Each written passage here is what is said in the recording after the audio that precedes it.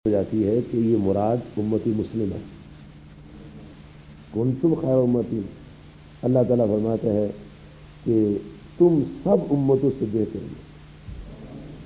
اللہ کے نظام میں، اللہ کی کتاب میں نبی کریم صلی اللہ علیہ وسلم کو ماننے والے تمام امتوں سے بہترین امت ہے. اخرجت للناس، یہ لوگوں بھیجے گئے، ہم لوگوں میں آئے ہیں. اور کرتے ہم کیا ہے؟ حکم کیا ہے؟ اللہ فرماتا ہے تأمرون بالمعروف وتنہون عن المنکر، کہ بھلائی کا حکم دیتے ہو اور برائی سے منع کرتے ہو. اور صرف برائی سے منع ہی نہیں کرتے اور بھلائی کا حکم ہی نہیں دیتے، بلکہ وتؤمنون باللہ، اللہ تعالیٰ پر بھی ایمان رکھتے ہیں. یہ جو بنیادی چیز ہے نا، اللہ تعالیٰ پر ایمان، اللہ تعالیٰ کے نبی کریم صلی اللہ علیہ وسلم پر ایمان، جب یہ چیز اکٹھی ہو جاتی ہے تو پھر امر بالمعروف اور نہی عن المنکر کا مقصد جو ہے وہ واضح ہو جاتا ہے.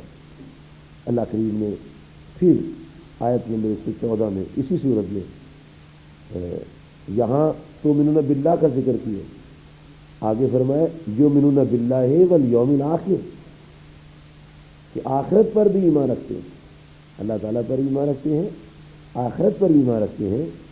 ویأمرون بالمعروف، بھلائی کا حکم دیتے ہیں، وینہون عن المنکر، برائی سے منع کرتے ہیں. ویسارعون فی الخیرات، اور نیک کاموں میں دوڑتے ہیں، پیچھے نہیں رہتے، آگے چلتے ہیں. اللہ کریم فرماتا ہے اولئک من الصالحین، یہ ہیں لائق آدمی.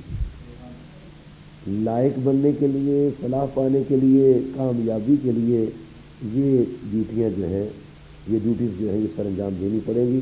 اور جس بھی محکمے کا آدمی ہے، جس طبقے کا آدمی ہے، جس گریڈ کا آدمی ہے، اللہ تعالیٰ کی ذات پاک نے اپنی کتاب عظیم کے اندر جب اس کی باتیں ہم پڑھتے ہیں تو ہر آدمی کے لیے اس میں سے رہنمائی حاصل ہوتی ہے. اللہ کریم فرماتا ہے الذین ان مکناہم فی الارض، وہ لوگ جنہیں ہم زمین پر قابو دیں، چھوٹی سطح سے لے کر بڑی سطح تک، جہاں جہاں جس کا قابو ہے، ضلعی سطح پر ہے، صوبائی سطح پر ہے، ملکی سطح پر ہے یا بین الاقوامی سطح پر ہے، جس کا جس سطح پر بھی قابو ہے. کیونکہ اللہ تعالیٰ نے الذین کے لفظ میں یہ بات اوپر رکھی، یہ وسیع بات کہی، کسی خاص فرد کے لیے، کسی خاص گروہ کے لیے، کسی خاص طبقے کی بات نہیں فرمائی. الذین، وہ لوگ جو ان مکناہم فی الارض، کہ اگر انہیں زمین پر قابو دیں تو کیا کریں گے؟ اقاموا الصلاۃ، وہ نماز پنجگانہ کا نظام قائم کریں گے. وآتوا الزکاۃ، اور زکوٰۃ کا نظام برپا کریں گے. وامروا بالمعروف، نیکی کا حکم کریں گے. ونہوا عن المنکر، اور برائی سے روکیں گے. اور یہ بات کرنے کے بعد اللہ تعالیٰ ارشاد فرماتا ہے وَلِلَّهِ عَاقِبَةُ الْأُمُورِ، سب کاموں کا انجام اللہ تعالیٰ کے پاس. اب یہاں اللہ تعالیٰ نے چھوٹی سطح سے لے کر بڑی سطح والے ہر آدمی کو اس کی ڈیوٹی بتا دی. اگر وہ باپ ہے تب، اگر کارخانے کا مالک ہے تب، اگر صوبے کا ناظم ہے تب، گلی محلے کا کوئی چودھری ہے تب، صوبے کا ہے تب، ملک ہے تب. جو شخص بھی قابو رکھتا ہے، قبضہ رکھتا ہے، اللہ تعالیٰ ارشاد فرماتا تو اس کی کیا ذمہ داری ہے کہ نماز پنجگانہ قائم کرے، زکوٰۃ دیں، اچھی بات کا حکم کریں، بری بات سے منع کریں. یہ ذمہ داری ہے. یہ اللہ پاک نے اس کو اگر کوئی کہتا ہے نا کہ یہ کرسی اللہ نے مجھے دی ہے، اللہ ہی فرما رہا ہے پھر میری ذمہ داری قبول کر. کرسی کے وقت کہتا ہے مجھے اللہ نے دی، تو یہ بھی تو میں ہی کہہ رہا ہوں، یہ کس نے کام کرنا ہے؟ کسی کرسی اللہ نے دی، باقی اور کچھ نہیں دیا اللہ نے. یہ ذمہ داری اللہ تعالیٰ دے فرما رہا ہے، یہ تم نے ذمہ داری کرنی ہے. آپ چلتے ہیں اس آیت کی طرف کہ جس سے آگے ساری باتیں چلی. اللہ تعالیٰ نے پہلی کتابوں میں تورات اور انجیل میں جو ذکر کیا، اور اللہ پاک نے اس کو اس کتاب میں بیان کر کے ان اقوام کو یاد کروایا ہے جو نبی کریم صلی اللہ علیہ وسلم کے آنے کا انتظار کر رہی تھی۔ اللہ تعالیٰ فرماتا ہے کہ الذین یتبعون الرسول، وہ جو پیروی کریں گے رسول کریم صلی اللہ علیہ وسلم کی۔ کون؟ النبی، جو اللہ کے نبی ہیں۔ کون؟ جو چھپی باتیں بتاتے۔ الامی، جو کسی سے نہیں پڑھے ہوئے، جو کسی سے نہیں پڑھے، وہ پیدا ہی پڑھے ہوئے۔ نبی علیہ السلام جو ہوتے ہیں وہ پیدا ہی پڑھے ہوئے ہوتے ہیں۔ اللہ تعالیٰ نے آدم علیہ السلام کو جب تکلیف فرمایا تو کچھ علوم جس کے ہم حد نہیں لگا سکتے، لیکن بات سے پتہ چلتا ہے کہ پیدا ہونے سے پہلے اللہ پاک نے کو کچھ دیا ہے۔ وہ کیا؟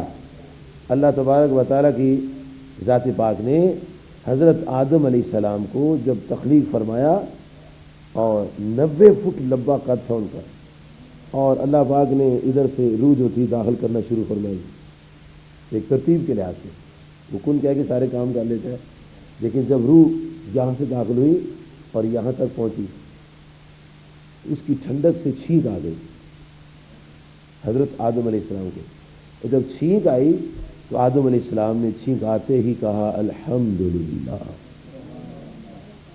ابھی سارے جسم میں روح دوڑی نہیں ہے، یہ یعنی روح آتے ہی یہاں تک جب پہنچی تو کہتے الحمدللہ۔ اس سے پتہ چلتا ہے کہ اللہ پاک نے ان کی تخلیق سے پہلے ہی ان کو علم دیا ہوا تھا، جب چھینک آئے تو الحمدللہ کہا۔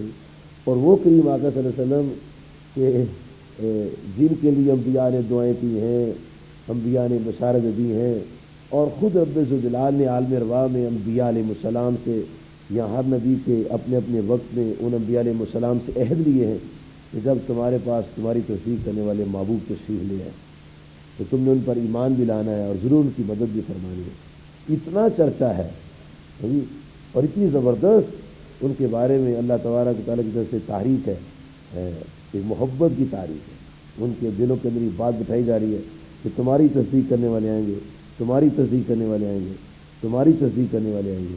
وہ کس شان سے آئیں گے؟ اللہ پاک نے ان کو بھیجنے سے پہلے ہی وہ علوم دیے جو اللہ دینا چاہتا تھا۔ ہم اس کی حدود و قیود نہیں بیان کر سکتے، نہ یہ کہہ سکتے ہیں اتنا دیا اتنا دیا، وہ جانے بھی دینے والا ہے، کیونکہ آپ سرکار صلی اللہ علیہ وسلم پیدا ہی نبی ہوئے ہیں، اور پیدا ہوتے ہی آپ نے اللہ کی تکبیر بیان کی، اللہ کی بڑائی بیان کی۔ الذی یجدونہ مکتوبا عندہم فی التوراۃ والانجیل، فرمایا کہ یہ وہ نبی ہیں کہ جن کا ذکر وہ تورات اور انجیل میں پاتے ہیں۔ اچھا، ان کی کتاب میں لکھا ہوا تھا، تورات میں لکھا ہوا تھا، انجیل میں لکھا ہوا تھا، وہ جو نبی آئیں گے جو اس شان کے ہوں گے، جو نبی امی ہوں گے، جو نبی امی ہوں گے، جو کسی سے نہیں پڑھے ہوں گے، وہ کیا کریں گے؟ یامرہم بالمعروف ینہاہم عن المنکر، وہ بلائی کا حکم دیں گے اور برائی سے منع کریں گے۔ یہ اللہ تعالیٰ نے نبی کریم صلی اللہ علیہ وسلم کے جو معاملات تھے، کام تھے، ان میں یہ دو باتیں اہم جو ہیں وہ بیان فرمائی ہیں کہ جب دنیا